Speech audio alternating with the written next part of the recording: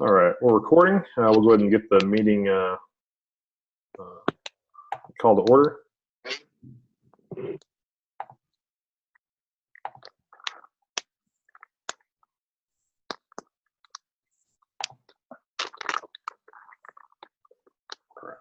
All right, share that.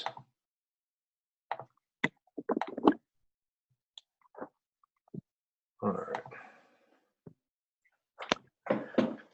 Working? There we go. All right, welcome everybody. This is going to be the meeting for September. I apologize for being a little late, but we did have some issues we're trying to resolve. We could potentially go for the vote before the meeting membership. Lucas correctly pointed out that some of those things just need to be done with a mail-in ballot, so good on him. Bad on me for not reading that better. Lucas is always doing a good job of catching that stuff. This week we're going to talk about, obviously, call the order. Roll call is just going to be me. Ryan's going to be out. We got various stewards that are involved. Some of the correspondence that's gone through the past month since the last meeting, the normal president's report, Secretary Treasurer's report, which I'll go ahead and do for Ryan, some of the different committees and the limited number of reports we have from there. So there's not going to be any new business, no old business, some general topics, question and answer. We'll adjourn and see you at the next meeting. So again, this is going to be recorded, this portion. Once we do complete that, I'll let everybody know. That's when the cursing can resume. Muting and unmuting, just do me a favor and mute unless you have a question, so we can kind of keep the video quality up for whoever's watching it after the fact. Obviously, if you have a question or something you want to chime in, unmute it, but that way we don't have any feedback. Video on or off at your choice. I prefer it on so I can interact with people. See Zach's beautiful beard. Raise your hand if you want to say something. Obviously, with limitations of Zoom, we've got 40 minutes, and we're limited to 100 people, which doesn't seem to be a big factor tonight. Again, looking for everybody to be involved, just be polite and professional, and come with some solutions. I'm here. Ryan's not. He called in, let me know he wasn't going to make it. Previous meeting was on August 11th. Just kind of a standard meeting, nothing special, primarily informational in nature. Just answer some questions that people had with the new direction of the union.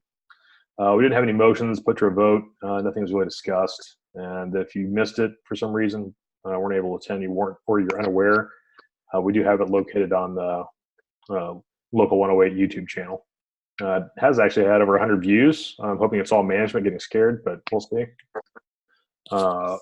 President's report, primarily this month, is going to be the changes to the Constitution and bylaws.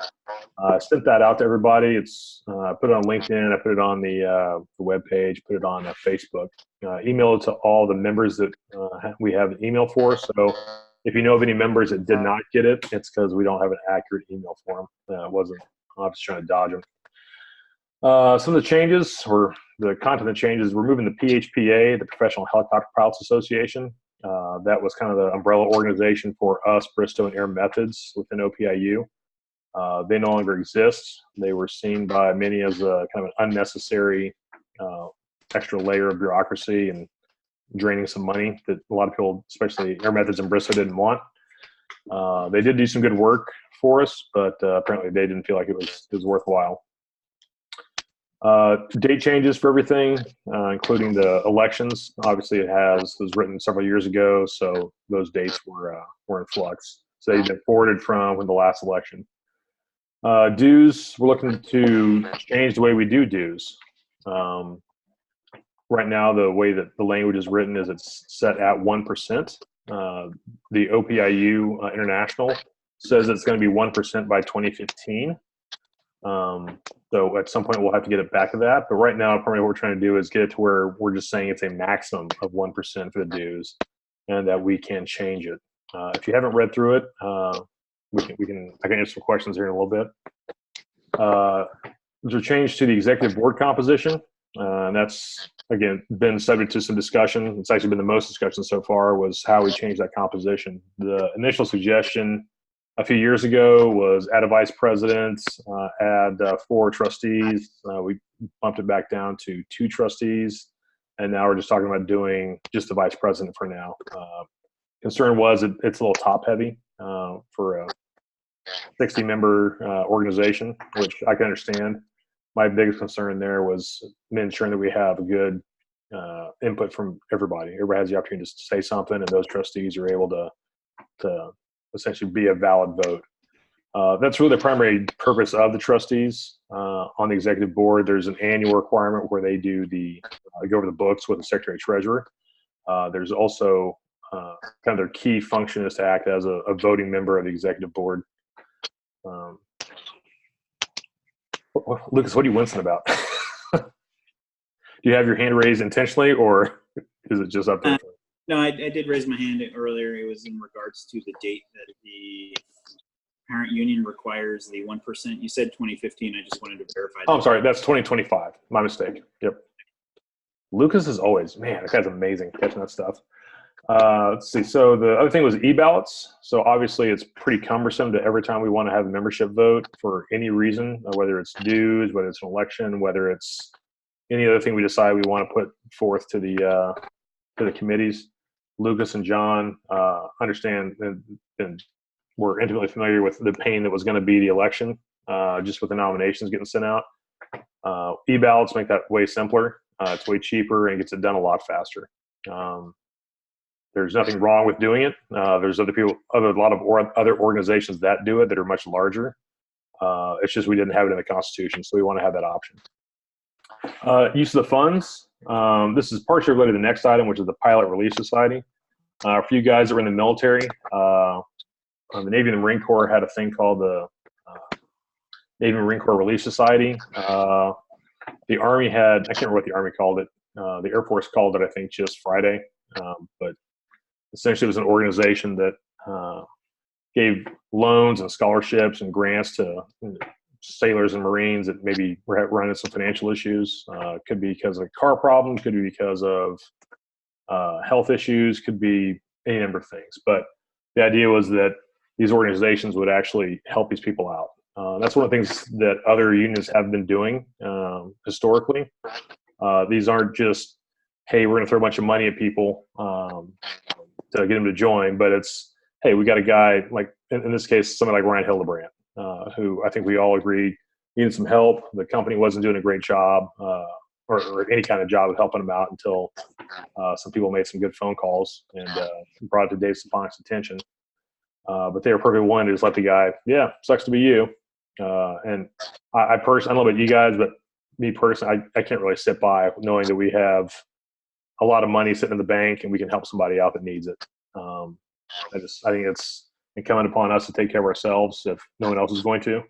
And I don't want to see a guy having to walk around the base with a cup in his hand or having to do a GoFundMe. I think it's not beneath us, but at the same time, we should take care of ourselves and take care of each other. So that's the idea there. And this doesn't mean we have to do it, but it gives us the options to do it. There are some additional safeguards in place that to manage that.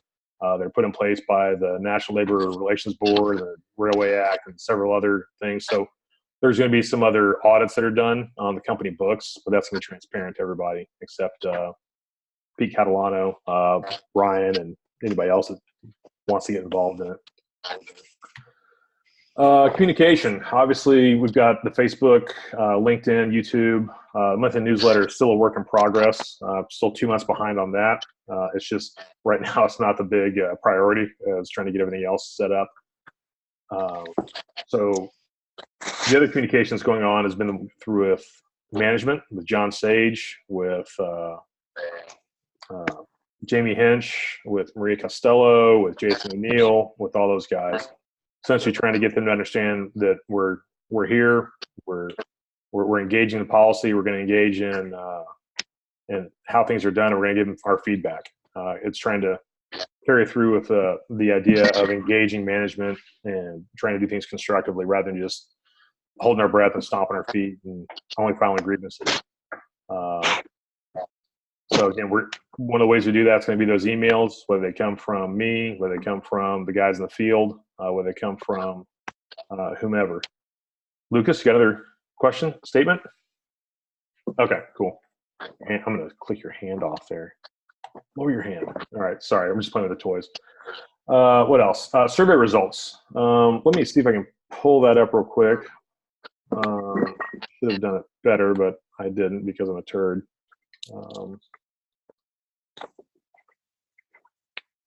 You know what? I know it well enough. We've had probably close to 45 responses so far. And if you want to take a look at them yourself, you can. But overwhelmingly, they've been for a Wednesday start. There've been about half as many for a Thursday start. So I know Pat Attaway was at what's it, Homa? I think it was Homa North Ramp the other day. He came in and talked to everybody, and the word he gave to everybody was he didn't really care when we started, as long as everybody agreed to it. So I don't think we're ever going to have a situation where everybody agrees to it. What's up, Zach? I can't see your beautiful beard, but hopefully you're not in your underwear. There it is. What up?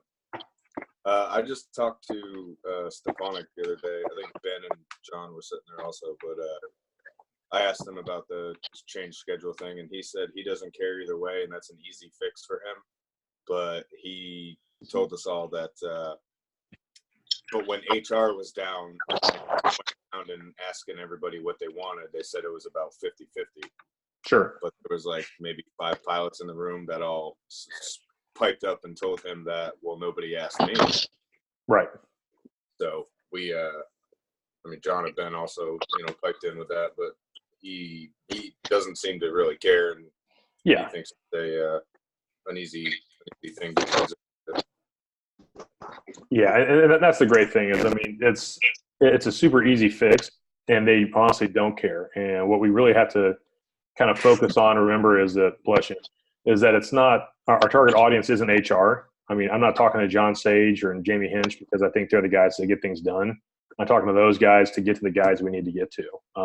And so I can say, hey, look, I'm trying to work with your HR guys, and they're not responsive. They're blowing us off. We're trying to give you good information from an operational standpoint, and this is how we want to. These are our suggestions. This is how we think we can get things done. So it's not going to be, hey, John Sage, can we pretty please change our schedule? It's going to be, hey, Dave Stefanik. These are the reasons we want to do it. It's easier for you. It's good for your pilots. It doesn't cost you anything. Here's a course of action. And he says, yeah, I don't care. Works great. So we bypass the impediment of middle management that's either ineffective or unable to make those changes because they're not decision makers. They're just going to say, well, we don't know, so we're going to make noise and make some noises like okay stuff. And like, great, thanks for the input. We're going to move on to the people that can actually make that decision. They serve a purpose, so it's not just to annoy us. They do have a purpose that I've yet to discover. But yeah, Hey, so yep. Real quick on that, you were talking about the loan and stuff. Yeah. Which I've heard, but I didn't hear anybody talk about. Obviously, that person has to repay that loan, however much it is. Yeah. So charge interest or.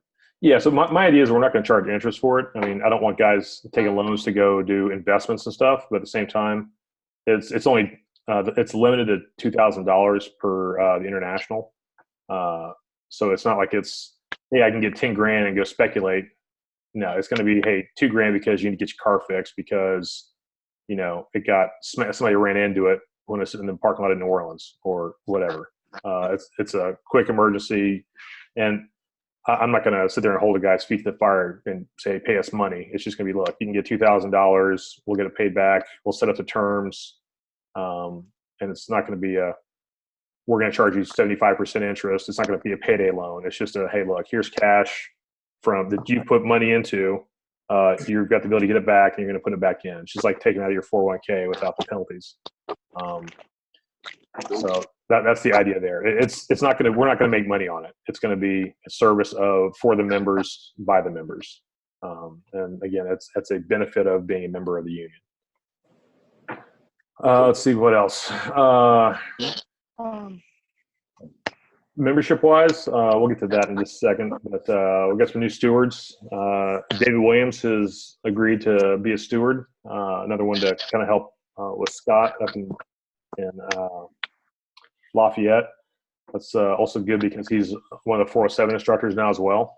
So he gets a bite on those new guys as they come through. So we can hit those guys with Sean Sharp, and we can get in with him for all the 407 guys that come through. So that'll be nice.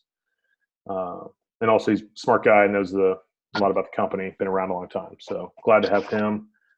We also got John Russell. I think between the last time, John Sharp jumped in since last time. And I'm trying to think of anybody else. There's a guy, Chris Kane, who's out in Arizona for Air Medical. He's also going to try and be a steward, but right now he's not a member yet. He's got his paperwork in, and it's just not showing up for some reason. So we'll figure that out. There's also a chance he might be a base supervisor, so there might be some issue with him being a steward, but we'll see what happens with that. Rebranding effort. We sent an RFP out, which is a request for proposal. And they gave us some pretty information. They gave us, actually, Lucas, you want to talk about this? I'm getting tired of talking. Hey, Gordon, you got a chance for a question real quick? Yeah, sure. Go ahead, Joe. I know we got lots of new stewards joining up and stuff, and some of the guys have never been in the union before and are joining pretty fresh. What's the training program, or what is educating those guys? So I think there's a perceived that if you have a confrontation or have a problem working in management and a steward represents you, that you expect a certain level of knowledge of the union, knowledge of procedures, knowledge of what you can expect. And some of the new guys, I mean, have been in the company very long, sure, on top of having the union very long, and don't really know what, or may not know. So what do we have that's educating them on the process? Well, what we're doing is having meetings with me, and I'm giving everybody videos. And we've got Trello, which is a project management software, and it's got a spot for the stewards and for their training, and it's got basically a list of about 4 or 5 different videos and some articles on how to be a steward. And then as I talk to those guys, it's like, hey, this is what you're going to do as a steward. Right now, we're primarily going to have you engaging with potentially new members, sharing the information. One of the things you will do if you go into a meeting with management is once you find out about it, call me up, but this is what you're going to do. This is how to handle it. These are the wine garden rights. One of the things we're going to hit pretty hard once we get all this contact information all set up appropriately is we're going to put out wine garden cards where everybody gets a card with the union logo on that says, hey, these are your rights. If a manager comes to you and says, hey, we're going to have a meeting. So the first words out of your mouth should be, is this meeting disciplinary in nature? And if so, I'd like union representation present. And at that point, you've got 24 hours to delay that meeting until you get union representation. It's reasonable. So that could be me doing either a call in or doing a video chat, or it could be somebody in person. So we are training those guys up. It's just a matter of, I think right now, me and Greg are probably the most experienced guys doing it. I've done probably half dozen of them at this point. So it's not as scary as it sounds. It's really pretty straightforward. And I'm trying to work with those guys one-on-one to get them trained up on it. Okay, cool. And we're also trying to get OPEIU to come and actually give us some training online. Probably like a video training to get that done as well. So that's this woman named Sandy Pope, who's the what is she? She's the director of field operations and bargaining. So that's kind of her thing. Is she's a former Teamster, and she's all about the training guys up. So that's one of the things she does is train new stewards. So we're trying to set up some training with her. It's just a matter of getting her schedule lined up. So okay. She's Paul Bolesky's boss. The OPEIU parent union also has a PDF presentation for leadership and stewards, and we're in the process of adopting that and creating our own version of it specific to the local 108. So we're about 20 pages in on that project at the moment. So it's going to go through all those steward training requirements and basically best practices as a steward. So that is currently under development. Yeah, and that's something we'll share with everybody. It's not just going to be a hey, stewards only, but it's going to be just so everybody has an idea as well. It'll be permanently, the target audience is the stewards. Everybody will have the opportunity to take a look at that if they want, because it'll have good information.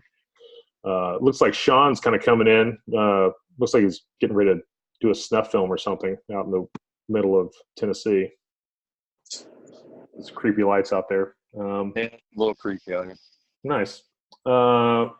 So, Lucas, you want to go ahead and hit the kind of the major points on the rebranding and what the proposal they sent back was? Yeah, so an RFP is basically a request for proposal. So we contacted an advertising agency to go through a branding for the local union, meaning develop a new logo. In addition to the logo, we are looking at basically forming a mission statement and a slogan to go along with that. So the concept is to have a professional stance in every aspect of our communications, whether it be written, verbal, posters. We want to have a unified position that's available for every single member to go through and every single representative. So we recently just got back the proposal from the advertising agency, and they have a couple different options that they've presented to us. Dude, getting a little feedback. Yeah.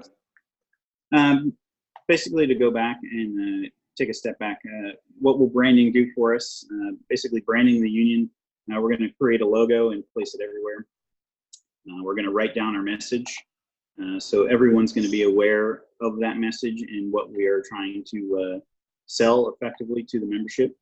We're going to integrate that into every aspect, how we talk to management, what our members see, email signatures, top down, everything across the board.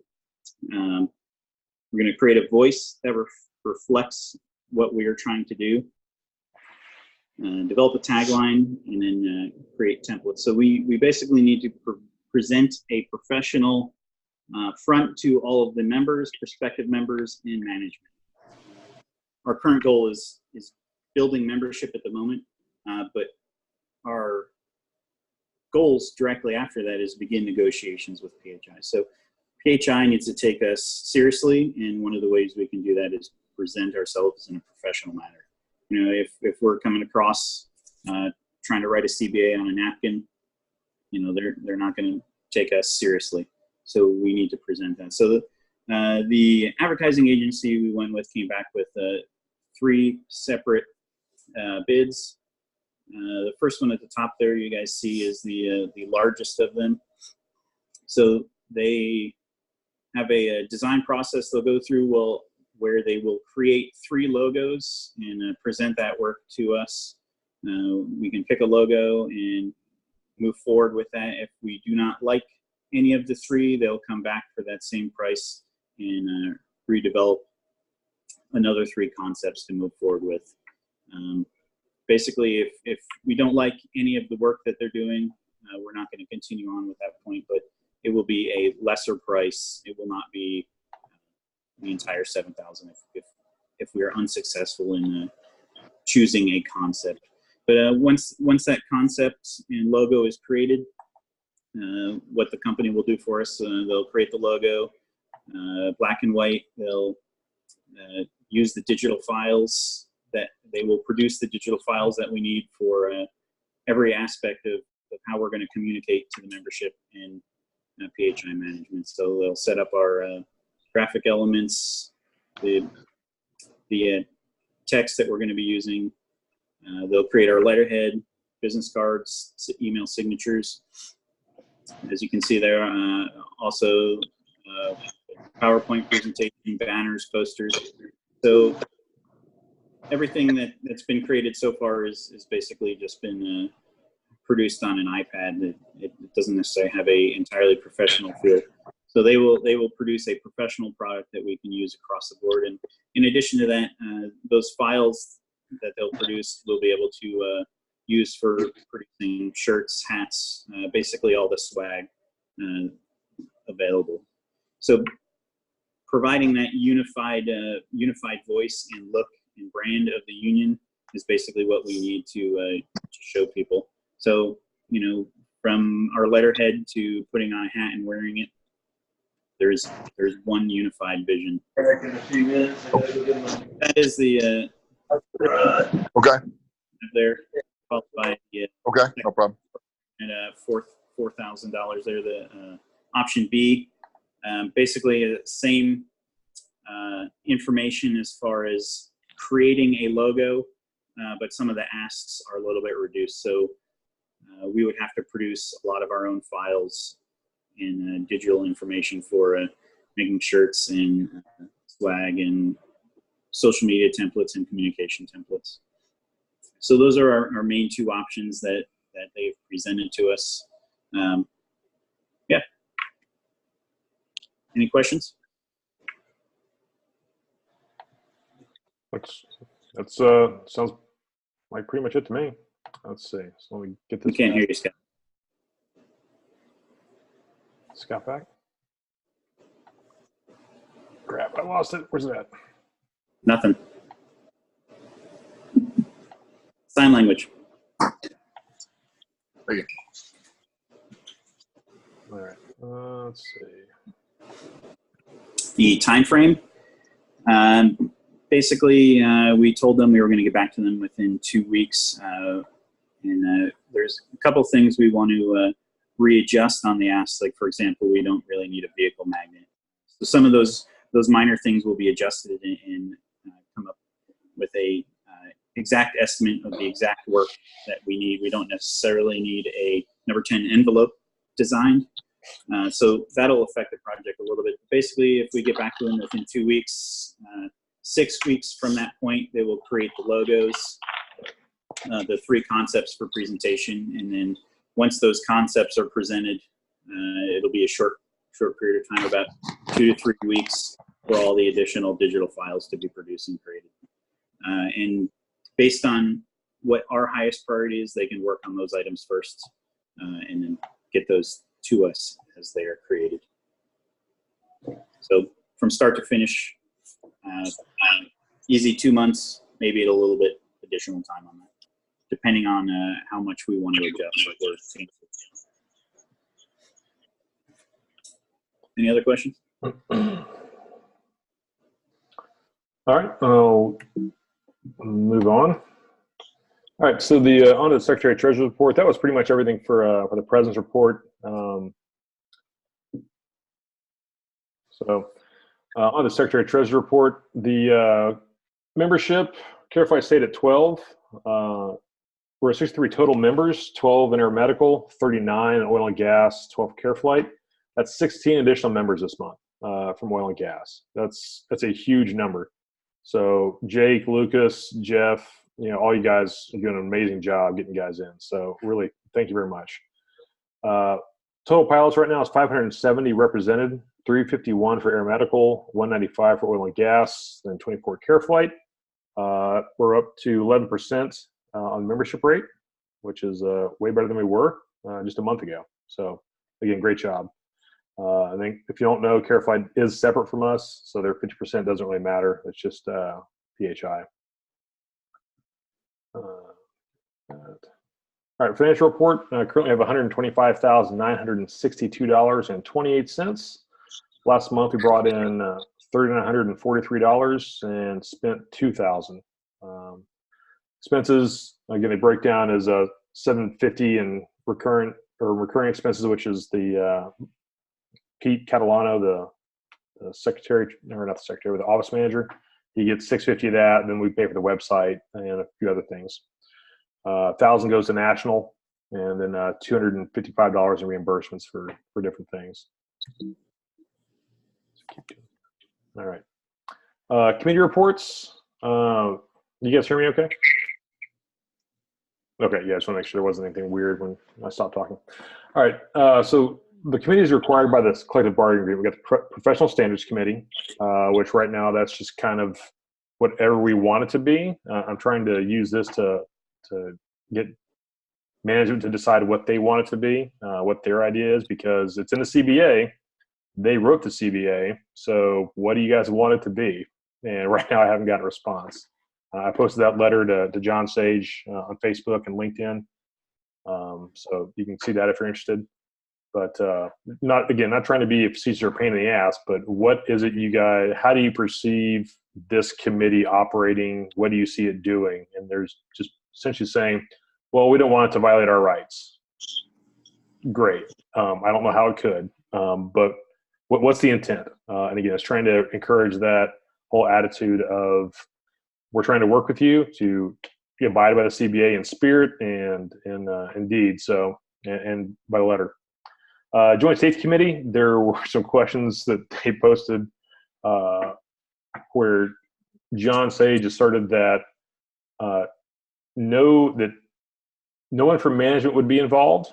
That they had no objection to the Joint Safety Committee being established, but as long no one from management was going to be on it, at least not a management level employee, and then they didn't want anyone in the union on the committee. So that begs the question: how do we get people that aren't on the committee to be required members per the collective bargaining agreement?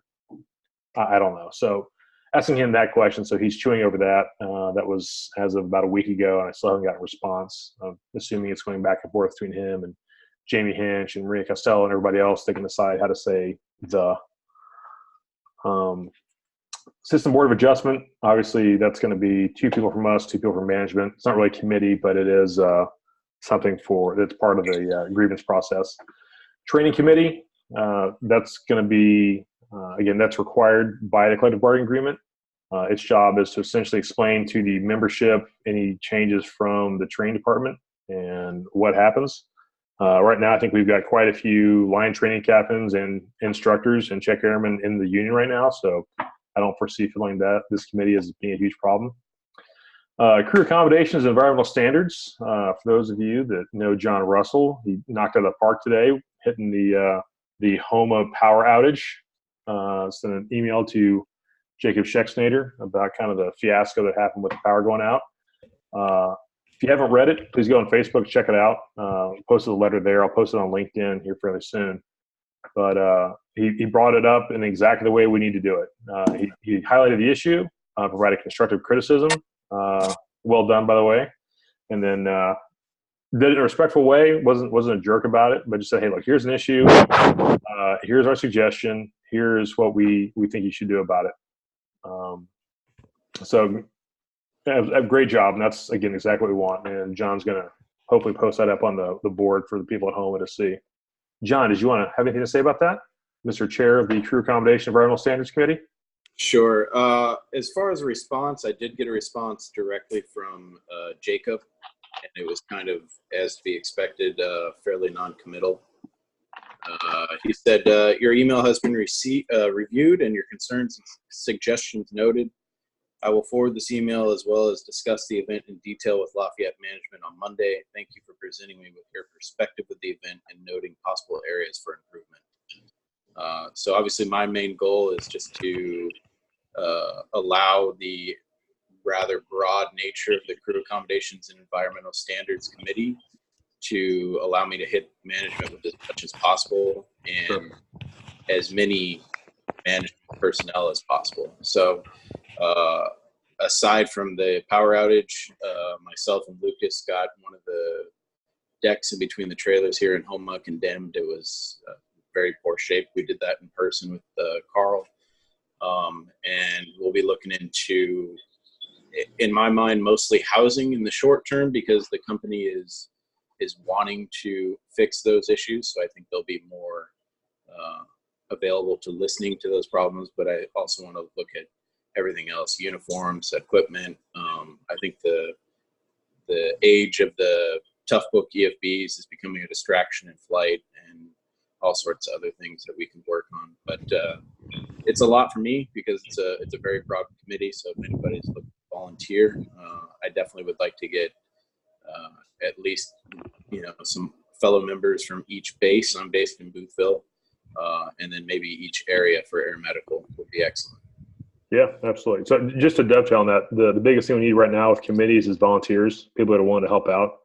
I'm a ex officio member of all the committees, but that means we have like 2 committees manned. So again, thanks, John, for taking that on. We've got about 3.5 minutes left, so I'm going to run through some of the rest of the stuff really quickly. So we're going to create some new committees, operational review, which is going to be essentially looking at all the fonts that come out. It's going to be looking at some of the policies and providing feedback, just like the Crew Accommodation Environmental Standards. We're going to use that as a way to make to try and bring some issues that are operational in nature to management. Bargaining, membership, those are kind of self-explanatory, but obviously trying to get people to volunteer if they can. Professional Standards Committee, again, we don't have any members beyond me right now. The agenda is kind of like we talked about. We're making it up as we go, so we'll keep everybody posted on that. There we go. Unfinished new business. We don't have any unfinished business. We don't really have any new business to vote on. But this is something I would like everybody to take a look at. If you are a member, please take a look at these. If they didn't get your email, please let me know. Comment how you think we should change. We're probably going to make it down to just adding the vice president for the composition of the executive board. But those are the big things. If there's any change you want to make, if not, let us know, and we'll get that sent out as a ballot so we can get this stuff done. We don't have a quorum. Secretary Treasurer's not here. Comments from the stewards? We got about 2 minutes, so anything quick. Scott, you have anything? No? Anybody else? Lucas? Negative. All right. Any other questions from anybody else? Other than kind of dead on along as we go. We weren't truly following the Robert's rules of meetings, but I don't really care at this point. So, nobody has any questions? We'll go ahead and adjourn the meeting for now. I'll stop the recording here in a moment. Our next meeting is going to be scheduled for the 13th of October. Obviously, we'll end this, and then I'll restart this meeting. So, anybody else has any concerns they'd like to talk about that aren't going to be on the record, welcome to do that. Thanks for coming, and again, appreciate everybody that showed up, and we'll be available after for questions. Thanks. Thank you, Gordon. See you.